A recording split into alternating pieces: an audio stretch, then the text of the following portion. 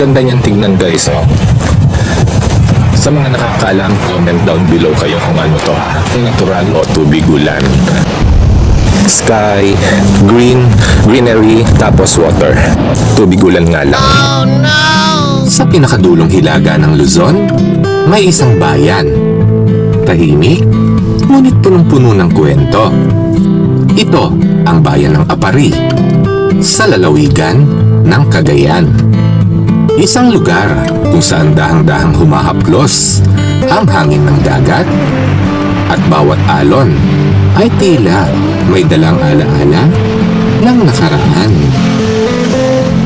So, kabisado pa rin natin to by heart.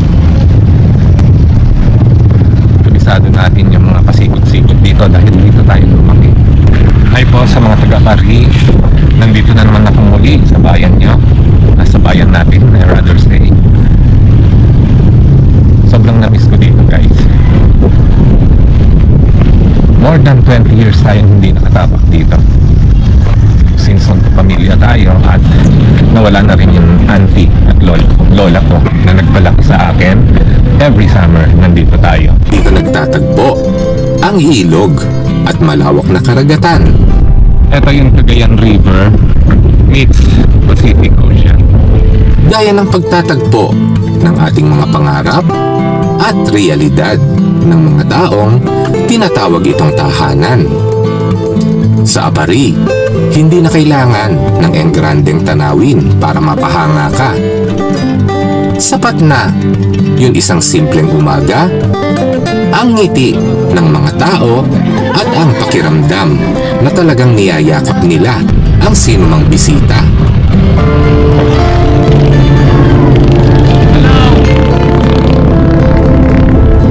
Isang bayan na hindi sumisigaw ng ganda, ngunit marahang bumubulong sa puso ng bawat turista.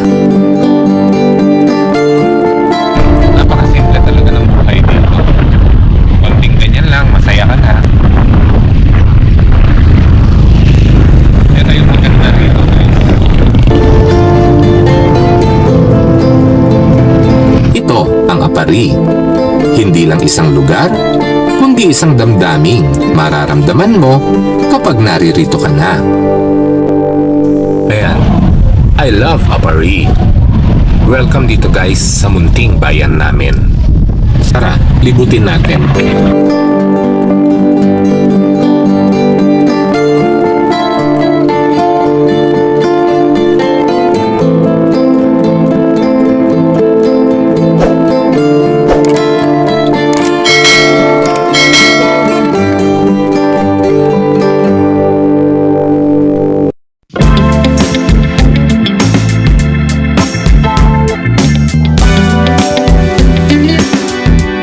...588 kilometers north of Manila o katumbas ng 11 hanggang 12 oras ng biyahe, mararating natin ang bayan ng Apari sa magandang lalawigan ng Cagayan kung walang traffic ha. Oh no!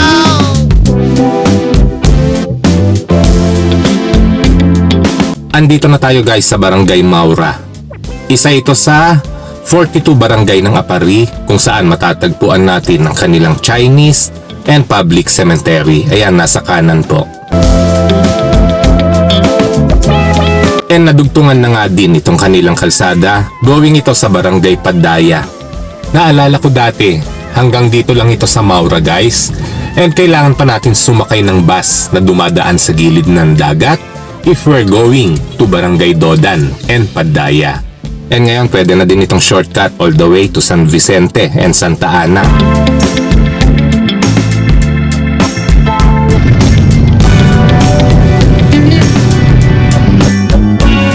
And habang papalapit nga ng papalapit, di maiwasang lumalakas din ang tibok ng ating dibdib. Oh no!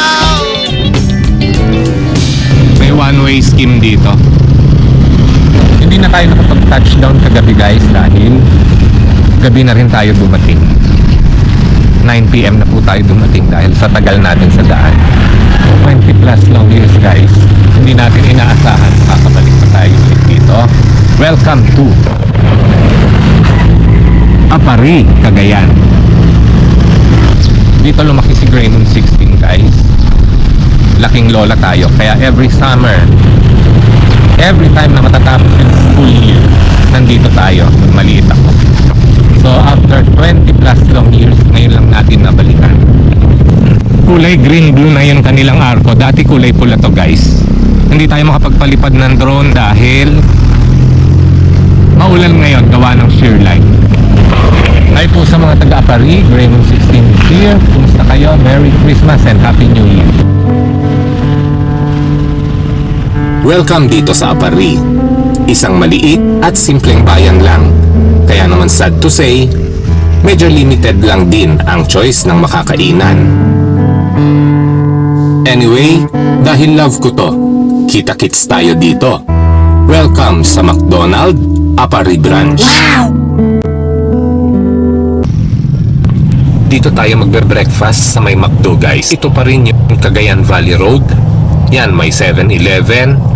Ito yung Shell. And of course, itong McDonald. May drive-thru siya. Malawak din yung parking area dito. Few meters away lang din sa Miko Royal Hotel na tinuluyan natin. Breakfast muna tayo guys. Ano kayo mami? Tanong mo, ano kayo lang? Hindi ko nga alam kung ano. May ganito. Longganisa, sausage.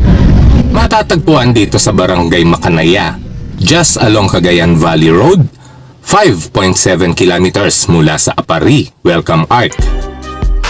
Anyway, mapasaan man tayo, mae-enjoy pa din naman natin ang simpleng breakfast, basta't buo ang pamilya.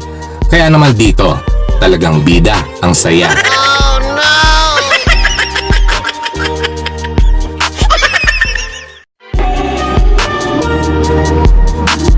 And kung matutuluyan naman ang pag-uusapan dito, di tayo mawawalan yan. Wala nga lang wow factor, walang 5-star feel. Pero sa presyo, sa lawak, linis at serbisyo ng mga crew, 2 thumbs up tayo. Guys, welcome to Royal Miko Hotel, Apari Branch. And one of the best ito dito sa bayan ng Apari. Wow! And ito ang highly recommended ko. Touchdown, Apari. Dito na tayo sa Royal Miko Hotel. Ito yung kanilang Apari Branch. Laki. Saan na siya? Nag-open sila noong August of 2022. Malinis guys yung kanilang hallway. Yan, puting-puti. Parang nasa hospital tayo. And nandito tayo sa 2nd floor, overlooking ng lobby. And may lounge din dito.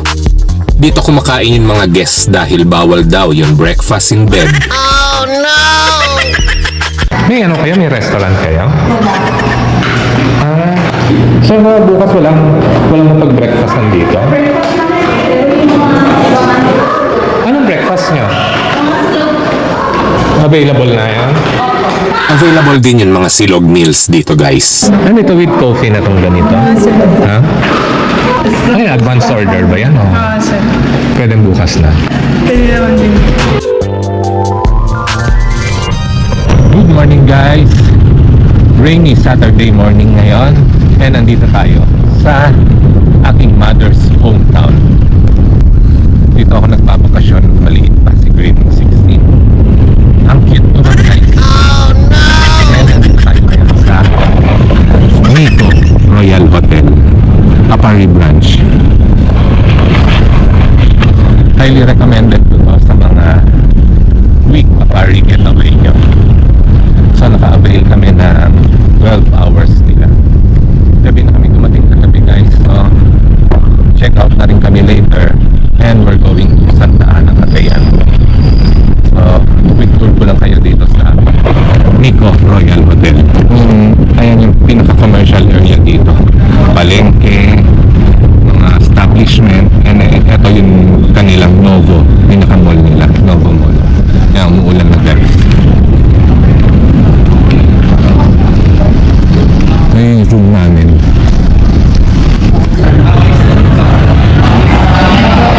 May event.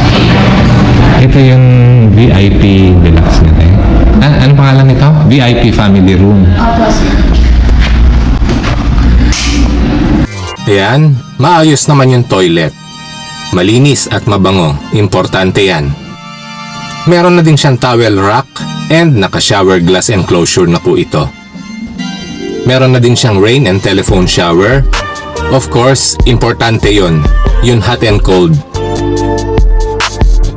Ayan, may facial mirror dito. Maliit na sink and lavatory. Nothing fancy, basta't komportable.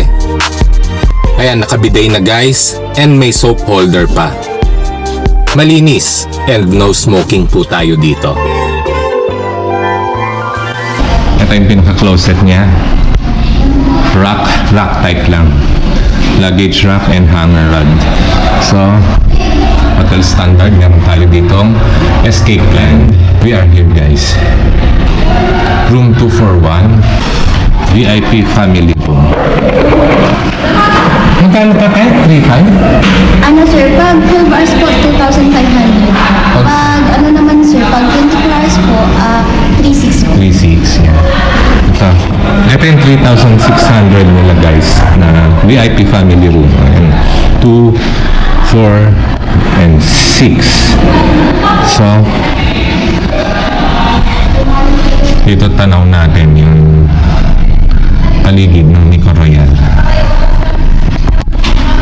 Yan, meron tayong mga night table, may mga wall lamp, so may mga toiletries dito, gaya ng toothbrush and toothpaste, shampoo, soap, may tissue. Yan. Kompleto yan. May maliit na TV, may mga robe hook.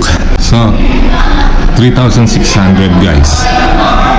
Na-avail namin to ng 2,500 since 12 hours lang kami and mag-check out na rin kami later. Air condition na siya. Actually, during December, hindi na kailangan nito dahil malamig dito guys. I-shoutout naman kayo sa video ko guys. Shout out from Canadians. Thank you. Thank you, sir.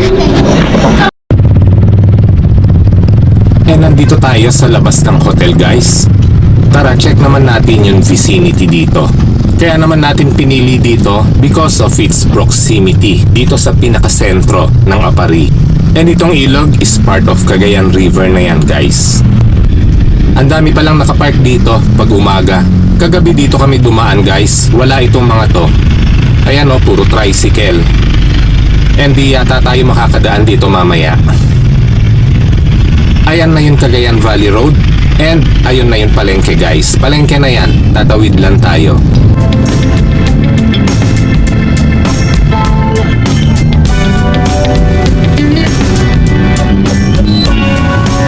Andito tayo ngayon sa Centro 15. And ayon kay Kuya, just after the bridge is Barangay Makanaya na daw. And nandun sa kabilang side yung kanilang City Mall, pero di na natin pupuntahan.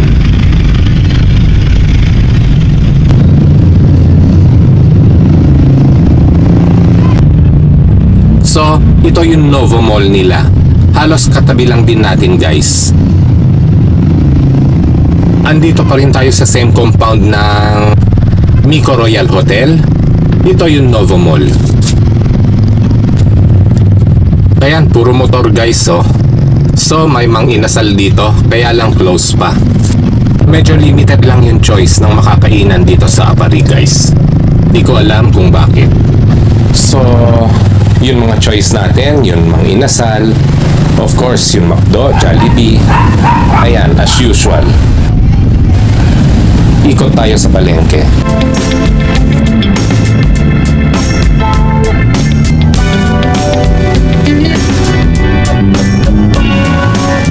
Ayan, nandito yung mga ilan sa agricultural supply and mga feeds. And may mga stalls na sarado pa. Di ko alam kung sarado pa o sarado na talaga. Time check is 7:30 AM na po. And ganito na kabisi ang market. Ang pakiramdam ko guys, it's still the same market na kinalakihan ko. Parang walang nagbago. Ayan, ang daming gulay dito oh. Mananawa tayo dito.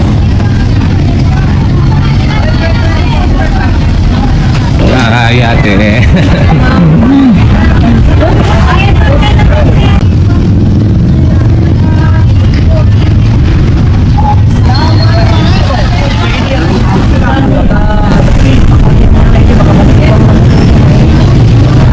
Yellow pin sir. Magkano ganyan kuya? 280 sir. 280.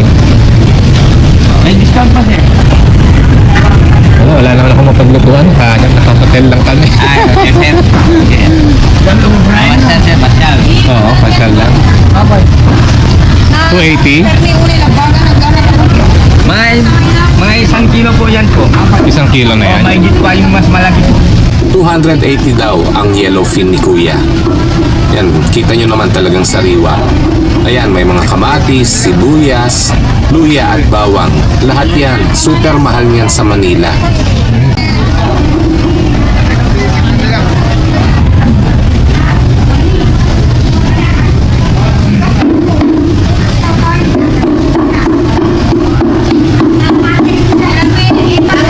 Magkano yung yellow pin niyo, ate?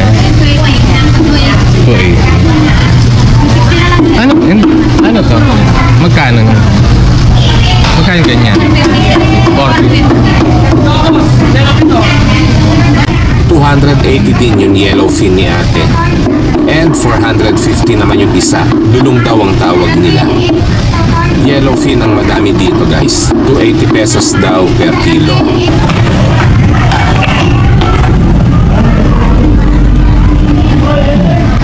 Ano yan, kuya?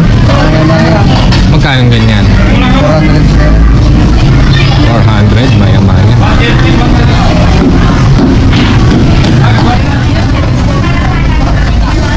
Ito masarap din dito guys. Hipon, 250 per kilo.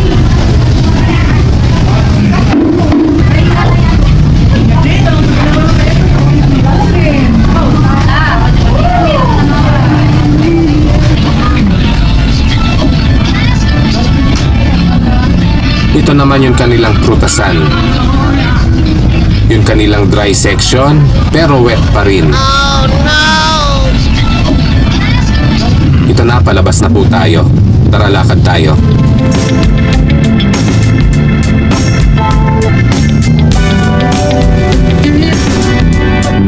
Ayun na yung Rizal Avenue guys, oh.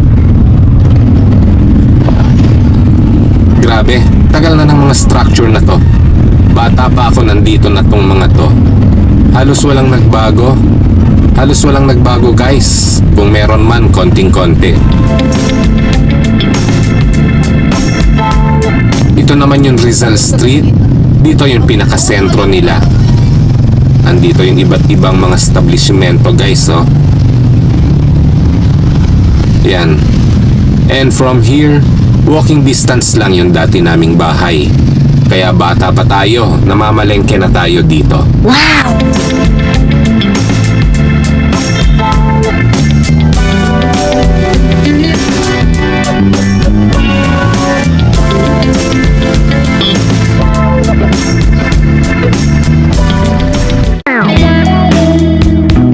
And ngayon guys, puntahan naman natin yung kanilang public park, yung municipal building. At syempre, di pwedeng di natin madalaw ang magandang simbahan ng Apari. And nandito na tayo sa Magsaysay Road. And this church is 1 kilometer mula sa tinuluyan nating Miko Royal Hotel. Isa ito sa lugar dito kung saan marami tayong masasayang alaala nun ating kabataan guys. Yan, may perya ngayon dito. Di ko lang alam kung bakit at kung para saan. Ang alam ko kasi guys, sa May 11 pang fiesta nila dito. Pero ngayon meron na kaagad Ferris wheel. Yan, welcome dito sa St. Peter Telmo Parish Church. Grabe, madalas akong nagbabike dito noon araw guys. Madalas ko kasing itakas yung mga bike ng border ng tita ko. Oh no! I was just 10 years old that time and nag-aaral tayong magbike. And pag-alagala na po tayo dito during that time. And upon checking now, 280 meters lang naman pala ito mula sa dati naming bahay.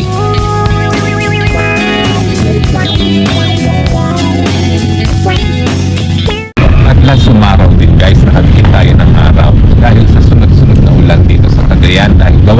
light ngayong araw. And nandito tayo sa St. Peter Telmo. Ito yung parokya dito na pinagsisimbahan natin. Yan yata si St. Peter.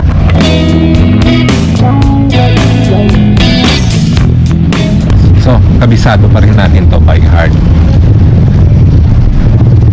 Kabisado natin yung mga pasikot-sikot dito dahil dito tayo lumaki. Yan. Andun yung kanilang park. Ito ang Apari Public Park. Matatagpuan dito sa sentro ng bayan.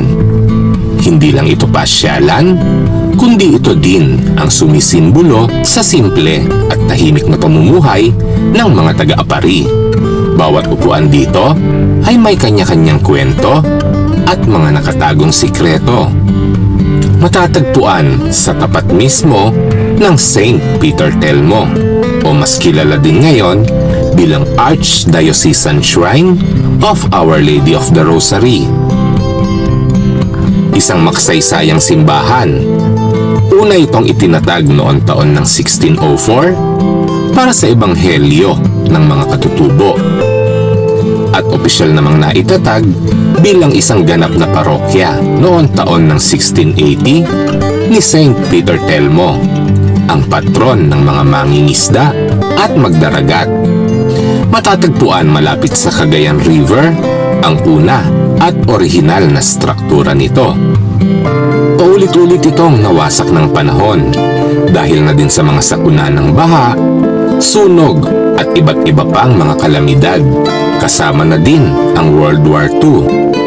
Ngunit patuloy na bumabangon at itinatayo pa din ito ng mga tao. Bagamat sa modernong itsura nito, dahil na din sa dami ng renovations na pinagdaanan nito, mababakas pa din ang Baroque-inspired architecture sa fasad at mga arko sa loob nito. At ito ang magandang simbahan ng St. Peter Telmo. Hi po sa mga taga-Apari. Nandito na naman ako muli sa bayan nyo. Sa bayan natin, I rather say. Sobrang na-miss ko dito, guys. More than 20 years tayong hindi nakatapak dito. Since magkapamilya tayo at nawala na rin yung auntie at lola ko na nagpalaki sa akin. Every summer, nandito tayo. Guys, grabe. Na-miss ko dito. Andun yung kanilang tennis court, oh. Noon bata tayo, guys, namulot tayo ng bola dyan. Sinubukan nating rumakit dyan nang walang kamalay-malay yun auntie at lola ko. Wow! Grabe, nakakatuwa lang maalala. Di ko rin nakalain makikita natin ulit to, guys. Shoutout po sa mga taga-Apari na nanonood dito. Yan, may playground na yung mga bata dito. Wala kami niyan noon, kaya nagbabike lang ako dito. Saan naman ginaganap yung mga outdoor congregation, kung may mga small programs and activities. And ayun naman yung kanilang municipal building. Tara, silipin din natin.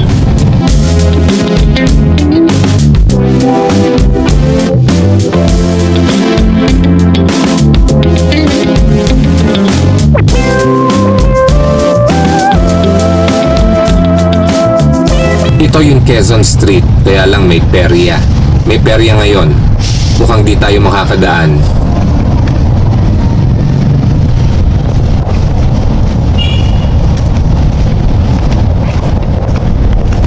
Ayan o, may fire station doon. And ito yung kanilang munisipyo. Ang simple lang. Di gaanong kalakihan.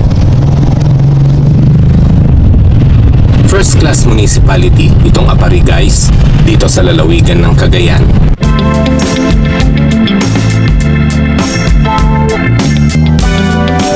And dito, makikita na natin kung gaano katotoo, kasimple, at katahimik ng buhay sa bayang ito. Yan, walang katao-tao, pero laging bukas ang munisipyo. Wow!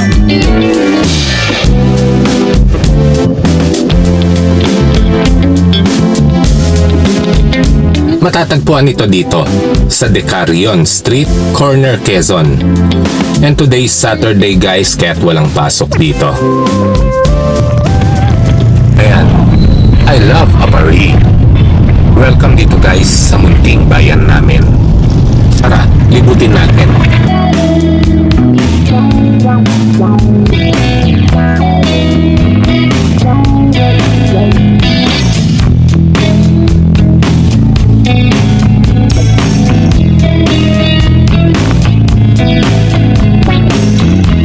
Parang blue na blue o blue-green yung team nila dito ngayon. Mula pa doon sa kanilang arko na dating kulay pula, ngayon kulay asul.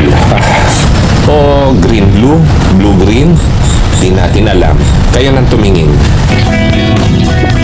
Malamang yan ang paboritong kulay ni Mayor. Shoutout po kay Mayor Dayag, just in case nanonood kayo Mayor. Pa-subscribe na lang po.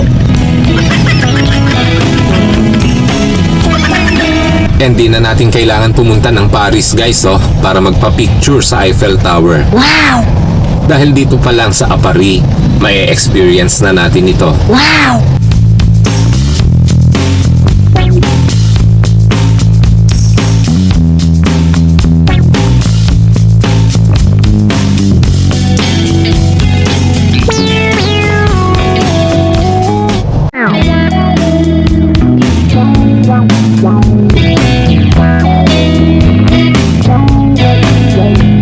Madilim na naman guys. Nawala na naman yung pagkaasul ng ulap.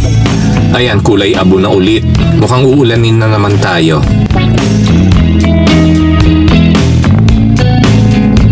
And ito nga pala yung Apari Municipal Health Center. And now, papunta naman tayo ngayon sa Port of Apari. Puntahan natin guys yung Barangay Punta before we proceed to Santa Ana. Tara, quick tour ko lang kayo. Wow!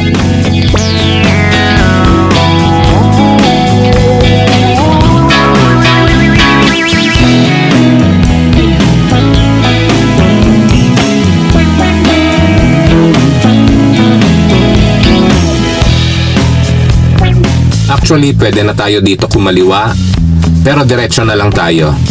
And ito yung Emilio Jacinto Street, and pagkaliwa natin dito is Galarza Street na po ng Barangay Minanga.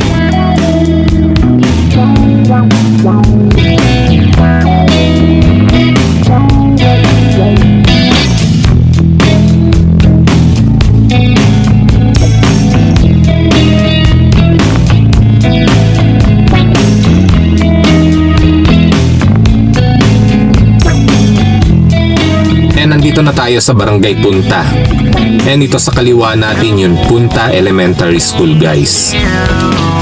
Isa ito sa pinaka-strategic barangay ng Apari na talagang napapakinabangan para sa mga mangingisda, maliliit na negosyante at mga manggagawa ng pantalan na mga residente din ng barangay na ito. Wow! Dahil nasa mismong bukana ng Cagayan River at malawak na karagatan ng Dagat Pasipiko o Babuyan Channel. Ito yung naging sentro ng kalakalan sa Apari noong panahon ng Kastila guys. Dahil sa location nito na nagiging daan para sa mga barko ng mga dayuhang mga ngalakal.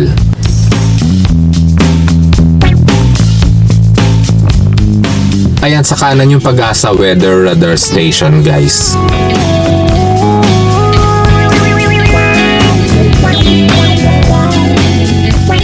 Ayan, meron din ditong malaking Apari signage para sa picture taking natin.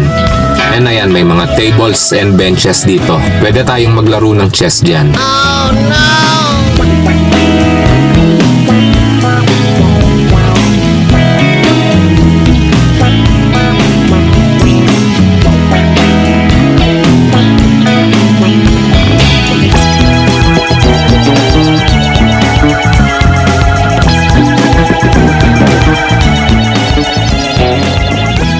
Mahaba pa ito, and ayun sa kanan yung lighthouse nila.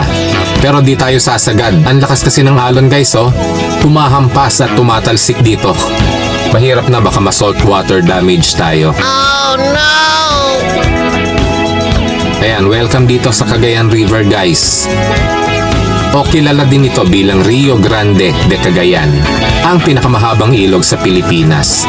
And dito yung bukana. Tara, tabi lang natin. Ito Ito yung barangay Punta. Yan, welcome dito sa dulo ng Pilipinas and welcome to Apari. Tahimik din dito guys. Ito yung Cagayan River meets Pacific Ocean. Ito yung ilan sa tahanan ng mga mangingisda dito and ito naman yung ilan sa kanilang mga bangka.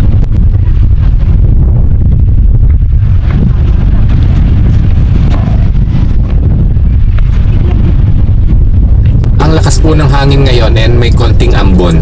Ayan, ang lalaki din ng alon, no? River pa lang to guys. Oh no!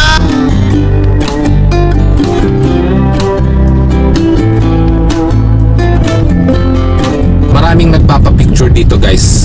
And ito naman yung kanilang Pag-asa Weather Radar Station. Kulay blue din talaga. Ayan, no? Ternong terno.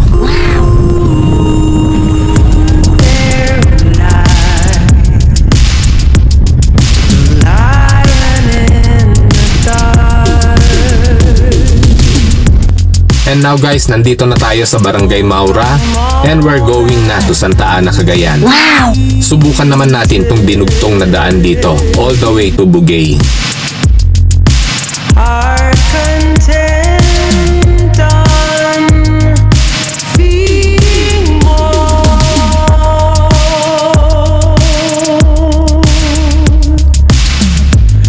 from the motherland.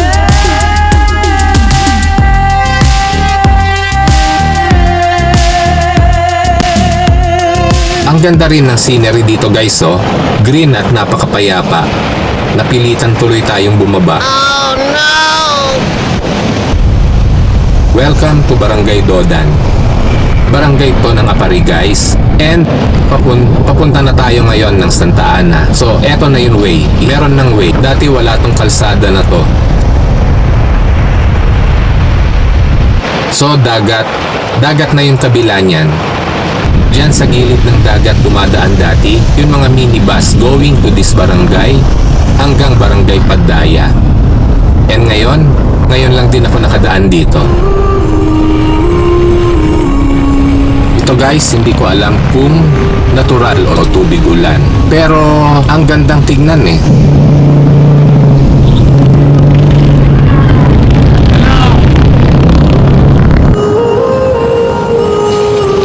Sa mga nakakaalam, comment down below kayo kung ano to ha, natural o tubig ulan.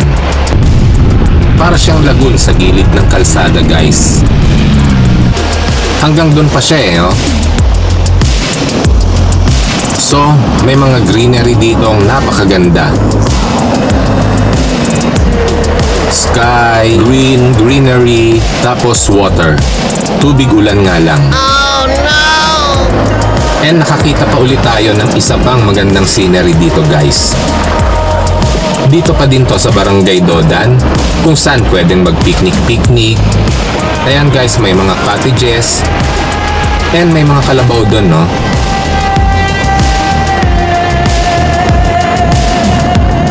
Napakasimple talaga ng buhay dito.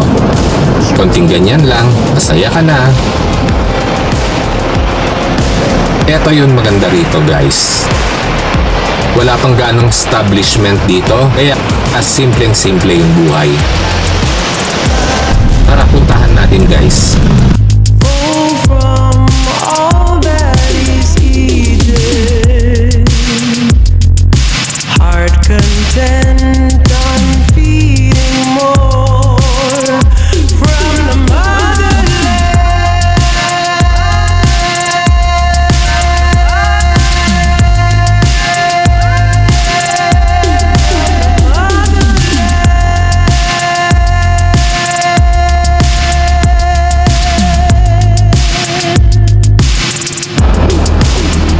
Napaka-wild talaga ng dagat dito, oh.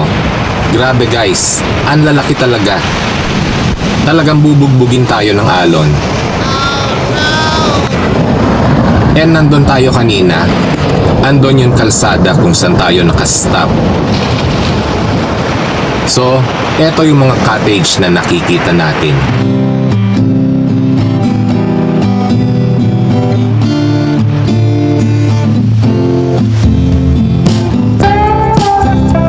Amaleran. Ano kaya to? Hindi naman siya barangay ng Apari sa pagkakaalam ko. So, susunod na barangay dito, yun Padaya I think. Di ko na masyadong kabisado. And dire-diretso na po tayo papuntang Santa Ana. And ito yung barangay Dodan. And dito na guys nagtatapos ang ating maiksing Apari Escapade. Anyway, nag-enjoy po tayo. And nandito na po tayo sa bayan ng Bugay. Maraming salamat po sa inyo. Agyamanak, Apo.